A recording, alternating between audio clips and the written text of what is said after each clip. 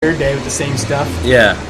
Cook it down, a bunch of bottles of wine. Take all that cooking liquid, add it to it, and that gets cooked down. So it's fucking delicious. It's just so much Yeah. depth, and the lobster sauce is like, you did the same thing 3 days. The third day you cleaned the lobsters really well, but you didn't add like all the same stuff, Gotcha. So it was just this. Goes with the back, I guess. Yeah.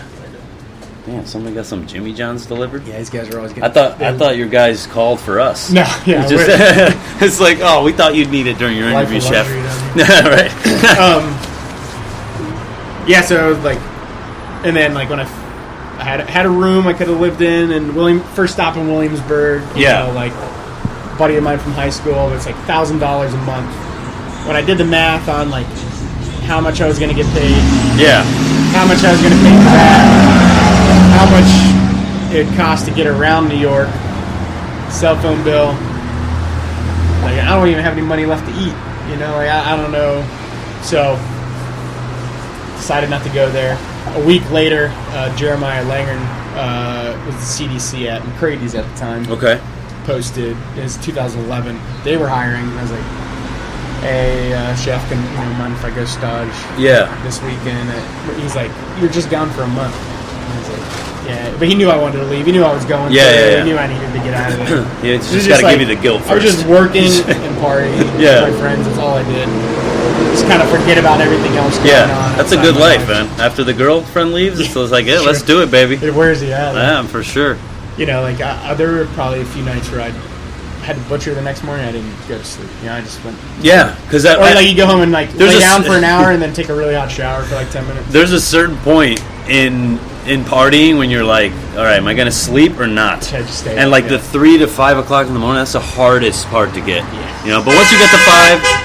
The fucking sun starts coming up, and you're like, "Oh, this is dope." No point. Yeah. So I lived off like peanut butter Twix and full throttles. For 6 months. That was what got me through. So I go. He's like, "If I let you go, you better come back with a job." Yeah. It's all right. So I go stage McCrady's for 2 days. They offer me a job. So I start with them in November of 2011. Okay. Moved up to Charleston. They're coming up on 2 years, and there's so many guys ahead of me. Yeah. That, there's no really moving up into a sous chef role because these guys probably aren't leaving anytime soon. Did you work with Hugo? Who's that? Hugo? I don't think so. Okay. A lot of people came in and out of that kitchen. So what was the talent pool like when you got there? Was there chefs that are killing it today? That was the best kitchen staff I think I ever worked with coming up and cooking. Trying to think. So one of them, Sean Eland, he's a pastry chef out in San Francisco. Yeah. A couple of the guys are here opening a place called South Hall Farms with Tyler Brown's going to be like a resort kind of out in Franklin, like out in the middle of the hills. Cool, man. Got a little Relais Chateau action over there. Yeah. Hopefully. There's honestly like nobody's doing. So John Sleesman, he's running the bar at Willett. He's doing like amazing food, but just he likes to like be out in the woods alone. So he's in Kentucky, but he was the chef at McCrady's at the counter when they kind of moved all that to that. And then Dano Hines just moved back from LA. He's working with Johnny and Vinny for a long time. Okay, he's back in Charleston. He's going to open something, and then obviously Jeremiah has the Dabney. Like incredible, hardest kitchen I've ever worked in. It was a pretty small staff. There's meat, veg, fish, veg, pastry, and cold apps. Gotcha. That was it. You had like 3 or 4 different menus depending on what time period it was that we were there. Yeah. Anywhere from 3-course or a la carte all the way up to like a 13-course menu.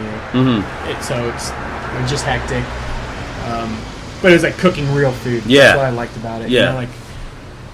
You couldn't hide behind anything because there's no one to hide behind. It's just you with your mise en place.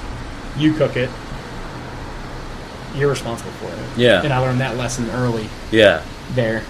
First night Sean came in, they were cooking for, it was like Bonjoing or somebody. Yeah. And I was like, I think these sweet potatoes aren't a little, didn't get cooked all the way the day before. Uh-huh. The fish guy's like, don't worry about it. Just start them earlier. Yeah. On the pick. Oh no. I was like, okay, cool. So I mean, I could do that. I could rip them out. Yeah. Because they're already cut, you know. So, Sean comes in, starts looking around at all the mise en place, and picks up a sweet potato. He's like, these are long. These aren't cooked. These aren't cooked.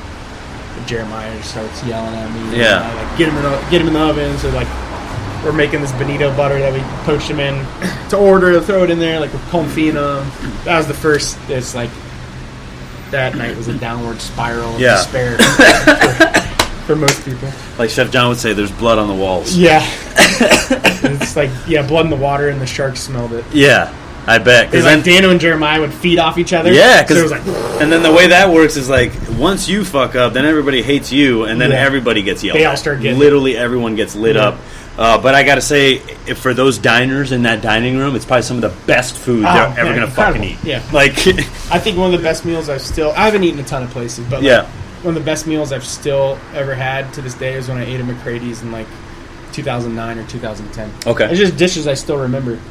You know, I think the best meal of my life was at Noma, and I couldn't tell you everything that was on the menu. Yeah, granted, it was a much larger menu, but like I still remembered these dishes I had at McCrady's then. Yeah. And I don't know if it's because growing up in Florida, like some of these dishes and these ingredients made sense because I grew up in that area. You know, like maybe something Scandinavian. It's not going to relate with you the same as like a piece of pork belly with some Sea Island red peas and all these little powders. And when you eat it, it's like, this tastes like Sonny's barbecue. You know, it reminds me of Sonny's barbecue after church with my parents. You know. But yeah, I think we were doing good food and it was a grind, but I didn't like living in Charleston. I didn't like the people in Charleston. There's a lot of old money. Yeah. You know, like you go out after work with your friends, you can have a couple beers. You don't want some frat kid treating you differently because his parents gave him more money than yours did. Yeah. You know, so. Another one? Yeah, that's the extreme experience. I would be so mad if you drive by the other buses and you're like, we just got the one that looks like a regular bus. Yeah, it's the worst experience. So I was doing an event with Sean, Music to Your Mouth, which is in like, I think Bluffton, South Carolina or something. So it was a fun event. Yeah. But, you know, it's the most time I ever spent with Sean and definitely the most time I ever spent with him alone. Yeah. But I knew I wanted to... How was it? How was that? Is he just like talking your ear off, or is he like shut the fuck up? He's a pretty quiet dude. But like we were obviously talking. It was just two of us in his truck. Yeah, so we were talking. But was he into photography like he is now? He was a little bit like the inklings. Not as much now. Okay, he didn't have like. But you didn't have the. I think art is that's kind of like a creative escape for. Got you. Filling in some of these other voids, right? Yeah. Because you know I went straight edge 6 years ago, so I don't drink or smoke or anything, and I had surgery on my ankle, which we can get into later. But like, I started doing watercolor. Yeah. So that's like my creative outlet. When I don't want to think about food, I don't want to think about the restaurant. I need some kind of separation. As I try to paint. Yeah. You know. So cool. He was taking pictures, but it wasn't. Yeah. Not quite the same yet. He was still grinding back then. I mean, they just opened Charleston's Husk. He's going to open Husk in Nashville. So, you know, like nervously, I had to ask him, like, "Hey, chef, so what's Husk Nashville going to be all about?" You know? Yeah. Me. He's like, "Oh, it's going to be like hybrid of McCrady's and Husk Charleston." You know, blah blah blah blah blah. And I was like, "All right." I said, "Well, do you have like?" Is it already staffed? Do you have a sous chef? You know, I'd like to be considered for a sous chef if possible. And he's like, all right, you know, so we were like talking. And he already knew this because I had talked to Kristen, who was his assistant at the time. She still works with him now today. Okay. I think was like, hey, I told Sean that you were interested, so you better not, you know, mess up when you're doing this event down in South Carolina. Gotcha, okay. Yeah. But yeah, so, you know, everything was there, everything was organized, and the event went well. Was he wasn't the Todd English type. He was probably there all day. We were organized. He was there. Like prepping with you. This one they were pulling him away for a lot of stuff. Okay. We were like pretty much ready to roll. Yeah. It was more like the hardest part about it was slicing apples to order, dressing the salad to order, like thing that the apples had to be like. Yeah. It was a lot. A la minute. We were ready. They didn't have patty paper then. No. But you could just preset it. Nope. we were ready to rumble. And then, like he gets pulled away, everybody starts talking to him, and you're just back there like. Yeah, just literally plate an hour before you start. Trying not to sweat it. So he ends up offering me a job. I moved up here in April of 2013. Got you. How long total were you at McCrady's? So I was at McCrady's from November 2011 to I guess my last day was probably like end of March 2013. Okay, got you. So nice 2 years there. Okay. Yeah. And then you moved to Husk, and you're opening it, no? Yeah. Like it's not open yet. How far away? When I got there was no floors. There's still dirt. Okay, got you. So what did you do? So we had to we had to go meet with a bunch of farmers. We had to set up all the accounts. We had to meet with all the people. With Sean or so Morgan McGlone was the opening chef de cuisine. You. So he owns Bell's Hot Chicken out in Australia. Okay. Cool. So we were roommates, and we would just every day had to go. We would go to the restaurant, do some stuff, and then just set up all these accounts, meet with all these people. Yeah. Go to. I think the best thing was going to the Container Store with Sean, and it's like when you're, registering for a wedding or like a baby shower, it's like they hand you the little guns. Yeah. He's like, go crazy. He's like, I need 50 of these. And, we need 84 cameras. Yeah. Like, I know we do. Yeah. $3,000. Sorry, let's take some of this stuff. Yeah. I get it. But while we're opening, once we finally start opening, he's also filming Mind of the Chef. Okay. So every morning, we had to rearrange the kitchen, film crew set up. We were prepping everything for the guest chef coming in for his demonstration, everything for that, and then trying to get all the guys ready to be prepping throughout service. Yeah. So it was a lot. It was like a lot of different things. And then at like 3 o'clock, we had to film crew, hey, you're running late, you guys have to go. Yeah. Because we had to set it back up. Had to get the fire started. Yeah. There's just so much stuff you had to do. It's like every day, rearrange. And then, then you start lunch service, and you're like, man, I wish we were filming Mind of a Chef. Yeah. Just getting crushed. Yeah. And then, what was your trajectory at Husk? So, I came in as a sous chef, was promoted to executive sous chef within the first year, and then took over as chef de cuisine, I think sometime around 2015. Got you. And this is when you first become CDC chef, that's like the culmination of your career. Yeah. So, and how was that feeling for you, your family, at the time? Or were you still in that mode where you were kind of... It was, I think, I wasn't in quite the confidence mode yet, right? Okay, so yeah. More of don't mess up, don't disappoint fuck Sean. This up, yeah. This still has to run.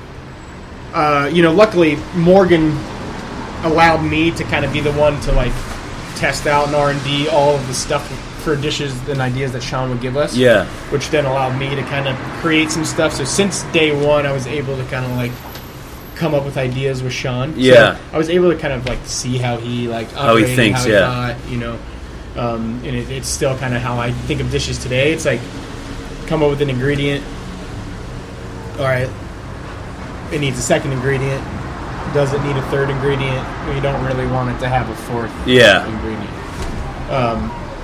Make something, and then I feel like you still kind of, at least I don't want to say struggle with it, but I still have this thing does this dish really need this last little thing I'm putting on it? Does it make it better?